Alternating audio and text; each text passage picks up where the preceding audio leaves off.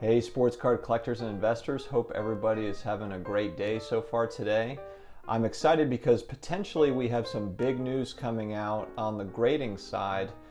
There was a trailer, some sort of a teaser trailer that circulated over the last couple days on social media from a company, CGC, which stands for the Certified Guarantee Company. They're based out of Sarasota, Florida, and this is the largest company that grades, third-party graded for comic books, for comic book investing. So if you are dabbling on the comic book investing side, or you have in the past, you've looked into it, then you've certainly seen CGC graded comic books. I think they have over 5 million, 6 million comic books / magazines and other things that they've graded over the last 20 years. So they are the premier grading company within comic book investing. So they're very well known, excellent reputation for the most part. I mean, of course, there's always going to be people that come out that aren't happy with this or that or the other thing, but all in all, it's a solid company with a solid reputation.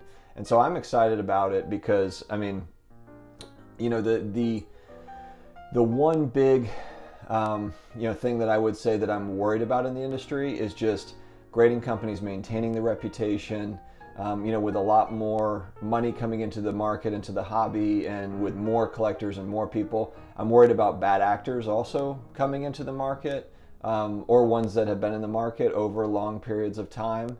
We've talked about trimming scandals and different things like that. So there's always work to be done. It's not a perfect science at all, but I don't think it hurts if you have another very reputable company coming into the marketplace and offering another alternative, especially when this company already has a lot of experience grading tough to grade items. In my mind, I mean, we talk about how it's tough to grade a sports card that's got foil on it.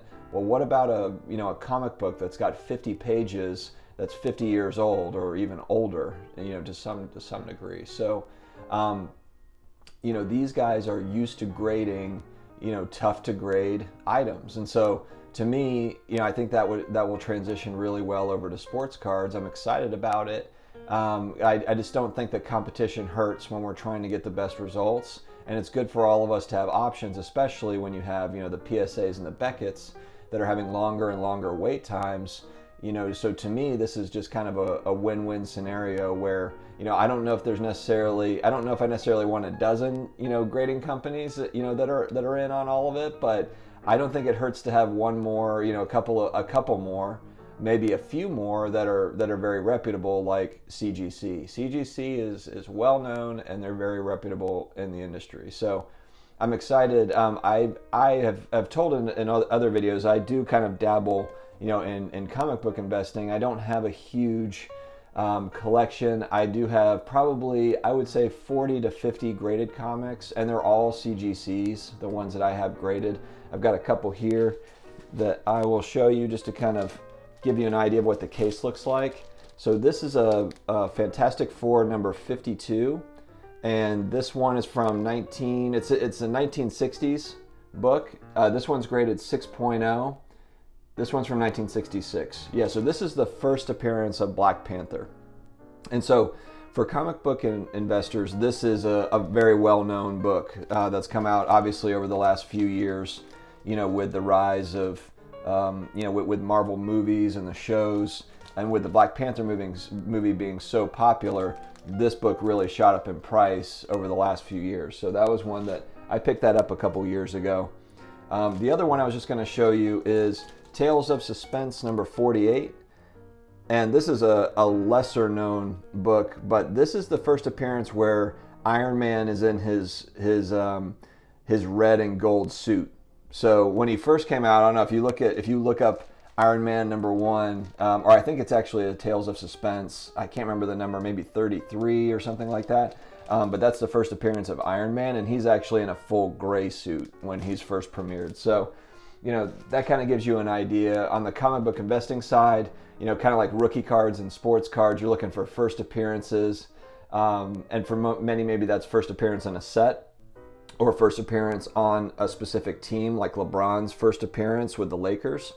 Or you're looking at number 1 issues, like X-Men #1, and a lot of the very valuable ones, as you probably guessed, are from 1963, where Stan Lee really kind of unrolled a lot of the Marvel stuff. So you've got Incredible Hulk #1, you've got Amazing Spider-Man, and that's really when those took off.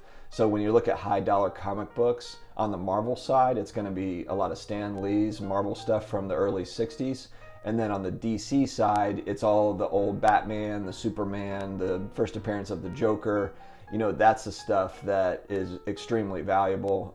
And these are comic books. I mean, they can go in just like with sports cards, they can go in the hundreds of thousands. I think some have even gone, I think there's a copy of Incredible Hulk #1 that went as high as over $1 million. And it could even be higher than that. I haven't been tracking it. But that's also kind of a fun hobby for me. And I've said I was a kid in the late 80s, early 90s. So for me, Image Comics was kind of the new, the uprising studio, I suppose, I was getting into comic books. So Todd McFarlane went from Spider-Man over to Spawn and Image Comics, and Spawn was his comic book. So for those that are around my age, those Spawn comics were very popular back then, and Image Comics was very popular. So I kind of dabble in comic book investing as well. To me, it doesn't have as many price swings as sports cards do, because a lot of it's based on movies and TV shows.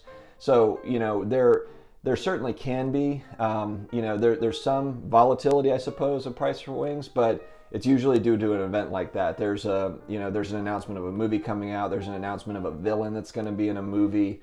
And so everyone kind of hunts that first appearance comic for that villain in particular, let's just say. So comic book investing can be fun. And honestly, with movies kind of being on hold and shows being on hold, comic books, from what I've seen, I believe that pricing is a little lower than normal. So that could be a good buying opportunity for folks that want to cross over, into comic books as well. Be worth taking a look at it anyway.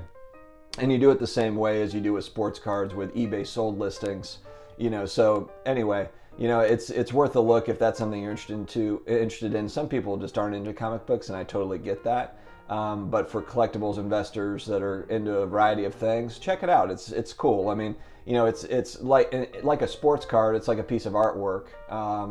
So and there's a nostalgia factor there if that was something that you had or were interested in as a kid. So take a look at it. But going back to CGC, I'm just excited to have another good company. I think it's important for the hobby as a whole, just because the hobby has seen such a surge in the last 18 months, and we want to continue that. We want to keep that going for all the collectors, investors out there like me. And now there's becoming more and more and more, and a lot of people are coming back into it. I think what they want to see, especially if they're going to pour a lot of money into cards, is is this sustainable? Is it reliable? Is it an asset class that we can count on? And just like with anything else, whether it be fine art or stamps, coins, or any of the other things, you've got fraudsters, you've got counterfeits and things like that. So it's incredibly important to have solid grading companies. I think that the hobby and the industry as a whole needs it, and it's something that keeps that that demand high. And it keeps it fun for everybody. I mean, I've had a blast over the last couple of years getting back into it. And a lot of the reason why I'm having a blast is because it's evolved, and the hobby has matured and evolved. And some good and some bad too. I mean, I know there's a lot of people that are collectors that are kind of bummed out that there is a lot of money coming in, and it does mean higher prices and things like that. And I get it, but as a whole, I think it's a good thing, especially going through the the COVID stuff. It's a nice release, for folks that are hurting and just need some material, some content, something to look at that can take their mind off of everyday things that can be very challenging. So, guys, thanks for joining me on this. Let me know what you think. I mean, in the comments, please subscribe. I want to hear kind of what you think, if you've had good, bad experience with CGC. And I know there's going to be some folks that haven't had good experience with CGC. It's not a perfect world. I mean, there's going to be instances where they came back with a grade you didn't like. And just to throw in, they grade 1 to 10 in a similar way to that sports card grading companies, and they do 0.5, so it's 5.5, 6.5, 8.5. I really have only purchased vintage comics, so I don't have a lot of experience with with modern stuff that's been, you know, printed in the last, I would say within the last 5 years. Those are comic books I don't really own. So, and then the reason why I'm bringing that up is I'm relating that to, in sports cards, I buy a lot of cards that are fairly new as far as print goes. They were printed within the last 5 years, and then I have some vintage stuff that's 20 years, 30 years, 40 years old, but for the most part, I'm sticking with modern. So I don't have experience on that comic book grading side for modern stuff. So, you know, I'm not sure how that will translate. But like I said, I do know these folks, they know what they're doing. And I'm really intrigued if that is the case, if they are getting into sports card investing, kind of what their process is, pricing, turnaround times. And as I learn more, if that is true that they are getting into sports cards, I will certainly, you know, make a video as a follow-up just to kind of keep everybody posted on what I've learned. But it's an exciting time for sports card investing, and I'm excited that this is a possibility. So hey guys, thanks for sticking around. Thanks for watching. I will keep you posted as I learn more. This is potentially a really big thing. All right, have a great day. Take care.